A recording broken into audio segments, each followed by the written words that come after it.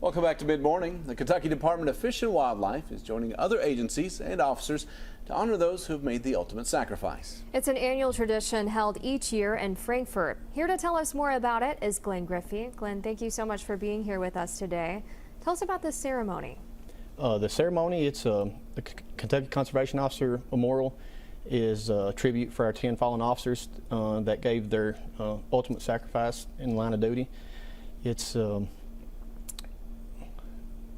Well, why is it important to you all to keep their names alive? It's important just for the simple reason, like I said, that these officers, gave their ultimate sacrifice while in the line of duty. They tell us about some of the duties of a conservation officer, because people may not realize just what all that encompasses. The duties, we're out forcing hunt and fish and boating laws. But with that being said, we're not only enforcing those laws, we're full sworn officers of the state, so we enforce any law. We're sworn to uphold any law in the state. They keep you busy. Yes, ma'am.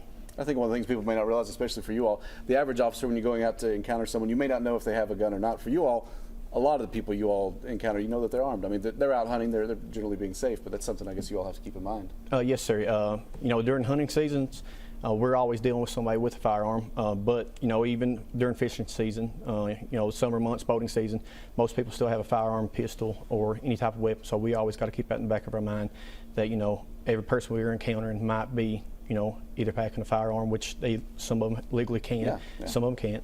But there's no issue with that. But we always got to keep that in the back of our mind. How is this something you got involved with? Do what, ma'am? How is this something you got involved with, this career path? This is honestly the career I always want to do. I started out as a city cop in Hazard Police Department. Worked there for roughly 2 years, trying to build my resume up to get hired on here. I got hired in 2016, and I've been with the agency ever since. Advancing in my career here. I'm actually a K-9 handler with the department as well. But it's something I always wanted to do since I've been a little kid. Chance to do both law enforcement and also still work in nature. I mean, yes, sir. It's pretty awesome there. Tell us about the ceremony. This is open to the public? Yes, sir. It's going to be May 20th at 11 o'clock at headquarters, which is 1 Sportsman Lane, Frankfort, Kentucky, out at Slato Center. It is 100% open to the public. We'd love to see the public there. We'll have, I'm sure, other agencies, some of the local agencies. I'm sure some of the state police officials will be there as well. But then we'll also have the fallen officers' family members. Some of them will be there. We just recently added 3 new officers to the memorial, so hopefully we'll have their families there as well. But and then we'll host a small luncheon afterwards after the memorial. A beautiful way to remember them. Yes, ma'am. Thank you so much for being here with us today. Thank you, ma'am.